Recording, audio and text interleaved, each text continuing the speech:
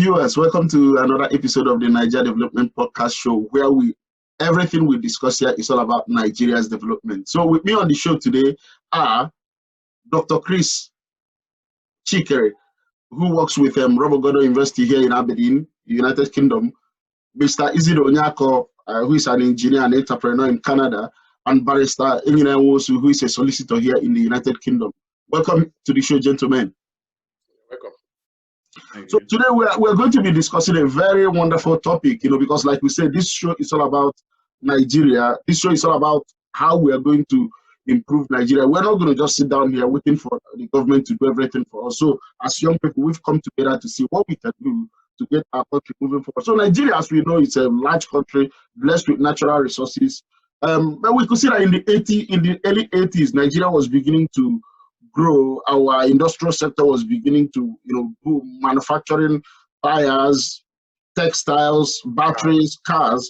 But however, over the years, we've seen all these things are beginning to die down, and Nigeria is now facing basic problems like power supply, political and economic instability. Whereas countries like Rwanda, Ghana are beginning to take over. Toyota established a plant in Rwanda, in Ghana the other day.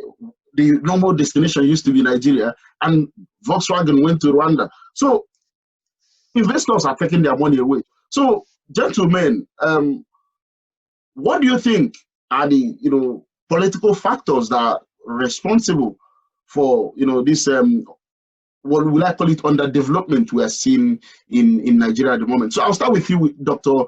Chris Chikere. Thank you, Ekoma, for inviting me on your podcast. One thing I want you to first of all understand is that Nigeria had a history, or we started from somewhere. We came from the British, and they handed over a country to guys who were at the time British trained. And if you look at the time Nigeria was handed to this British trained gentlemen, they actually guided Nigeria up till the point when the military came in. And the problem we had, or the problem we've had from when the military came in, is that problem of capacity. Most of the military people who took power in Nigeria were those ones. Some of them were British trained, and most of them were Nigerian trained. And at that point, we lost people who could run the country, who had the capacity to run the country. When you go down to from the executive, you go down to the states, you still have people who are running a state or the states who don't have anything running something like a state, because they don't have a history. People who've not run a business before, people who've not, even their working history does not give them that capacity to run states. So you tend to have people running Nigeria who are not capable of running even a business. So you see where we find ourselves, where when things go wrong, instead of fixing it, they move to something else. So you go into Nigeria. We have career politicians running the show. I wouldn't call them career politicians, because they are not even real politicians. Yeah, they're not politicians. Yeah, they're not idea driven. Yes, because nobody is going to tell you that the reason why I want to run, for example, Abia State, is because for the last 10 years, I have run XYZ things, and this is what I achieved. The person who is going to run Abia State will tell you it's because I'm from Obiomangwa, or I'm from Afibo, or I'm from Ohafia. Afibo is in Ebonyi State, just to Yeah, Like, yeah, I'm from Ohafia, so that is the reason why I have the right to run it's my for thought. governor. It is our turn. It's not because he's showing the people that this, I'm going to do X, Y, Z, because before now I have been doing these things. I have a And these history. are the evidence I've been training myself for this. for this. Thank you, Dr. Chikre. Barrister Nyamusu, what do you think are the reasons why, the political reasons why Nigeria is still, instead of going forward, we are actually going backwards? Yeah, thank you very much, Jackie. The number one problem I think the Nigerian nation has is the leadership, the government of a country is a true reflection of the process that brings that government to power. Now, if you look at from this recent democracy that we had, after the military boys went back to the barracks, you see that we've had this godfather kind of politics. Now, if I want to be the governor of my state, I will have to find somebody who will have to sponsor me. It's not like these things don't happen outside Nigeria or in Europe or America where people get sponsorship. But now the major thing is, what is the intention of your godfather? What is his interest? And then yourself that wants to get into service, get into public office. What is your mission? What is your objective? And then what is your will? Okay. Now, because of the process our leaders pass through to emerge, they basically have no will. And will is the biggest ingredient a political leader should have. Now, let's take, for example, Jonathan, okay? Some people agree he's a good, was a good president. Some say he's a bad president. That's not what I'm discussing. But what I'm saying is the process that brought him into power, okay? Now, for such a man who became president from outside influence, if you follow what Chris was saying, you see that we had leaders who were kind of who had tutelage under the British people. Okay, now when they left, these guys kind of continued. Now, because these guys did not have the time or the chance or opportunity to build successors, political successors. Okay, so you saw that I can't really remember the year Babangida brought in, he called it new breed politicians. Okay, so these guys had no tutelage, they had no training in politics. Okay, yes, you might be a very good manager of your business, you might run the biggest company in the world. If you don't have that will to succeed in politics, in public office, you can make a headway. Now, that is one of the biggest problems we have. So when leaders get into office, they begin to take care of the interest of their masters. Really compromised. Times is very corrupt. Okay. Now, another factor is tribalism, mistrust. Since after the Civil War, Nigeria has not really healed.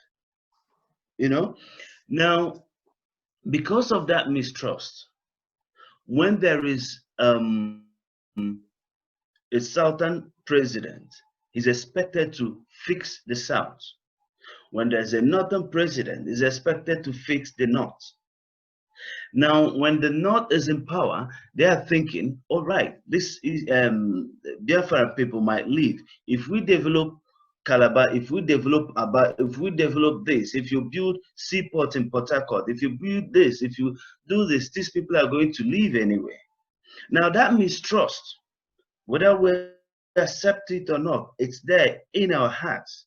And that is causing a whole lot of problem.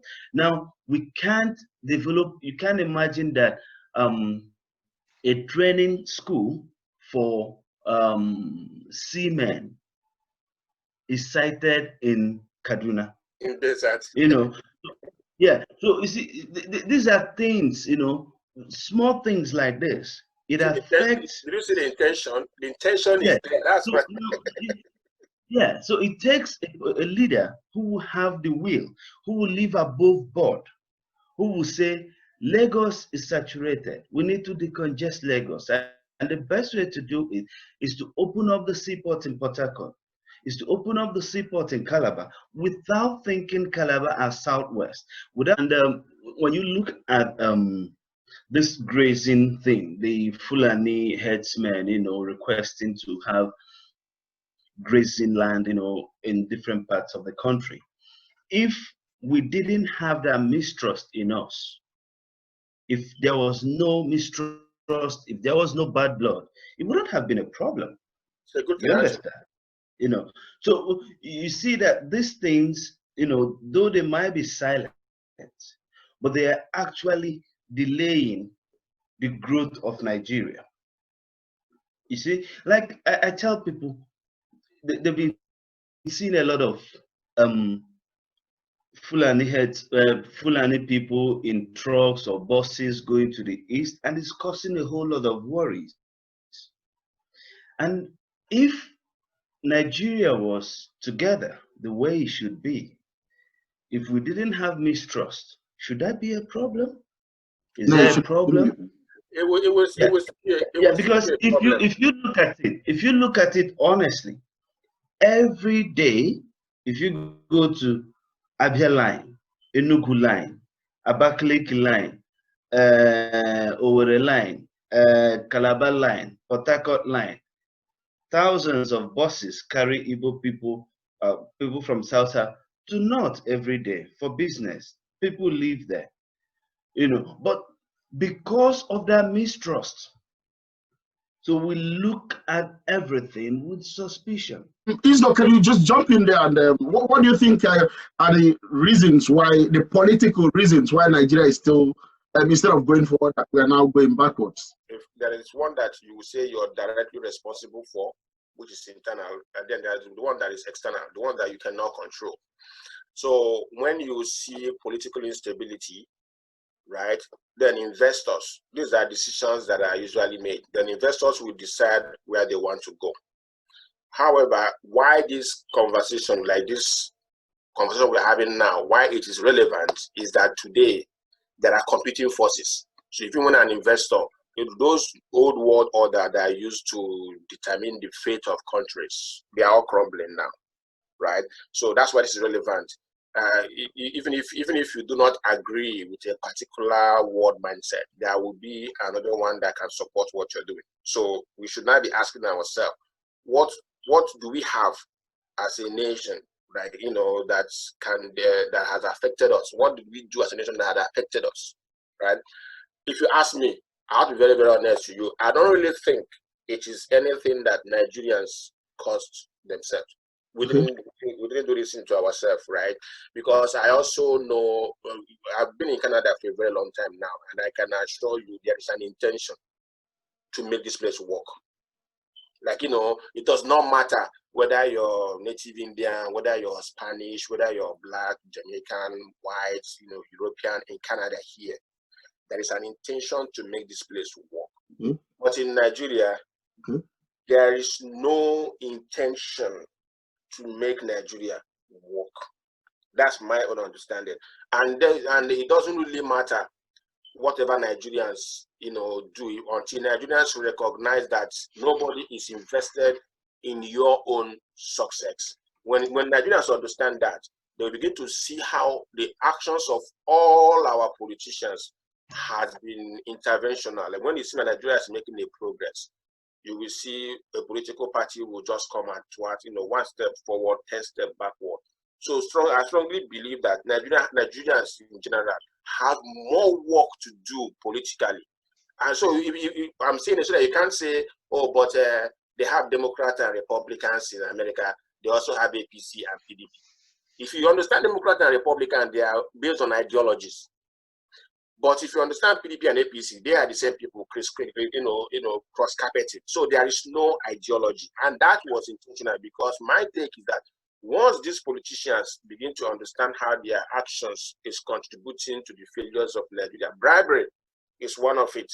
Once they start understanding all those things, understanding the significance of certain leverages they give out, that's intent. Then they begin to see how they are affecting us. An example is somebody like Gino Melaye. He spent so much time in the Senate. PDP, everybody liked him, but he did not really achieve anything. He comes out as a big orator. He talks well, he talks big, he's popular. But go to his state, he has no influence. Like in anybody, I'm giving you an example. Like, come on, you have to. What is politics? It's politicians. I'm not in the Senate. And then if you go inside that Senate, you will be, both of us will sit over here and think we don't have politicians who are active. That's a lie. Nigerian Senate has structure, they have process. Everybody knows that. If you see when somebody like Senator Abaribe is arguing a case, it's actually stronger than when American senators are arguing their case. But at the end of the day, something that is so obvious, right, they will still vote against it. So for me, that's intention.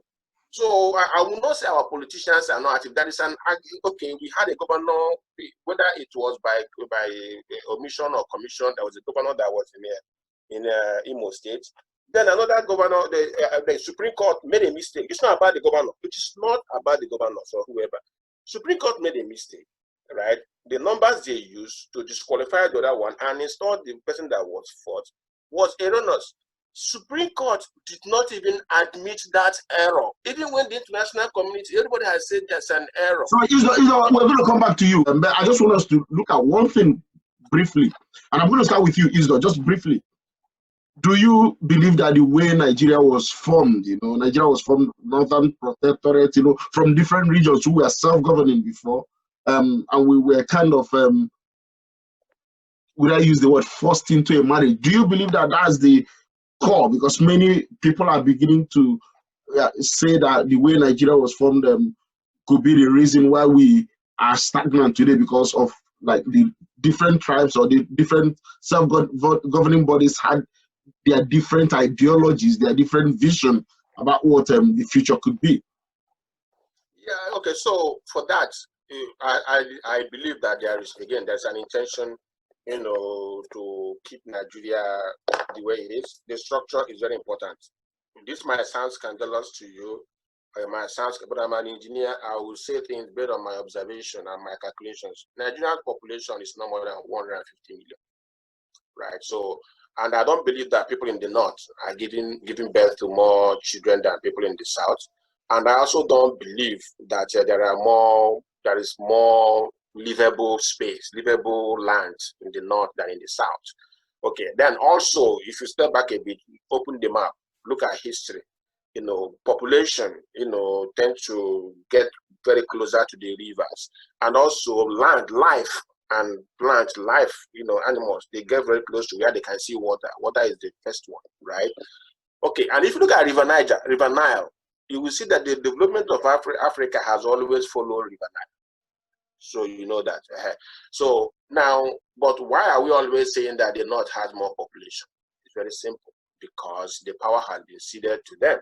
The Nigerian population is already falsified. It makes it now mandatory, imperative that whenever there are resources coming up, it should be given to people who don't really. So do you believe that the way Nigeria was formed, is part of the key problem? Yeah, like why we're here, where we are today.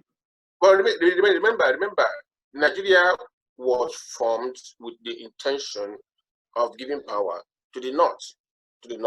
So it makes, and the north has to do everything within their capacity to keep that power, or to keep assuming that power.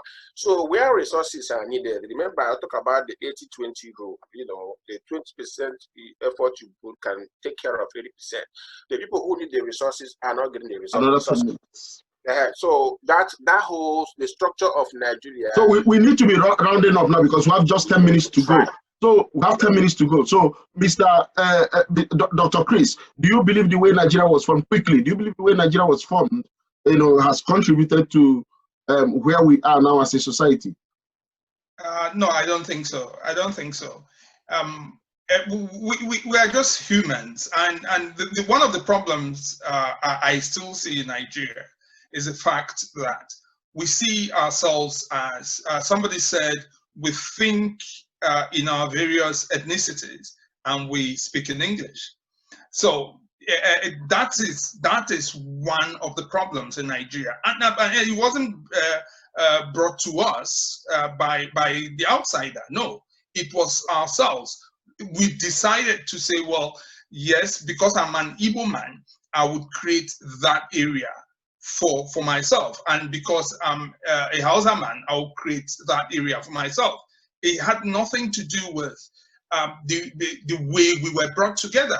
For example, there are countries that have, America as an example, you have Irish Americans, you have Italian Americans. These people were Europeans. They came into America, they built a country that we are all proud of today. And these people came from different parts of the world.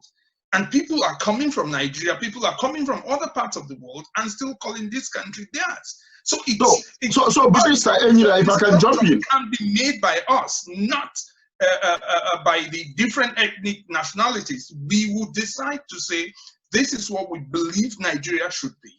So Barrister Enyila, I would like you to jump in here. So, what do you believe that the way we were formed, has a role to play in where we are as a country today? I'll say yes and no, because if you take a marriage, for instance, an arranged marriage, we all know what arranged marriage is. It could be, once the both parents, get the couple together and they introduce them and they get them married and all that, it becomes the responsibility of the couple if they want that marriage to succeed. And you see that in marriage, you start remembering how the marriage was from. After all, if my father did not force me, I wouldn't have married you. That comes in when there's a problem. Yeah. Okay, so if there is no problem, they are happy. The couple are happy that they were arranged. Okay, now that's the same problem with Nigeria.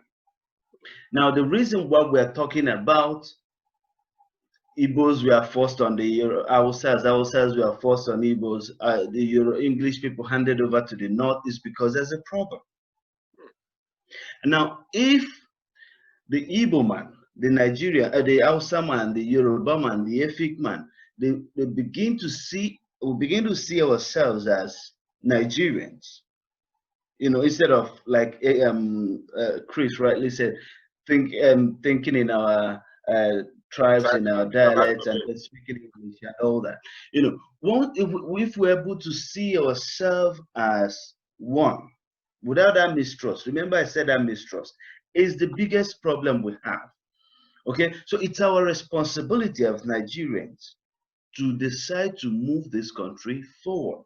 There is no problem if you move some of the business in Lagos to Port Harcourt, and there's no problem if you move, because there's a refinery in Kaduna.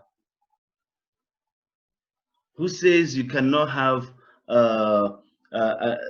and people are only beginning to complain about that now because there's mistrust. They say, oh, refinery was built in Kaduna.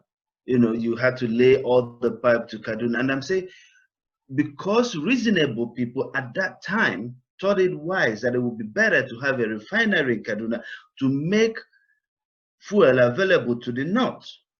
Okay? Instead of taking crude instead of taking refined products on the road. Yes, safety. The North. So these are, and there was no mistrust, I think, at that point, at that time.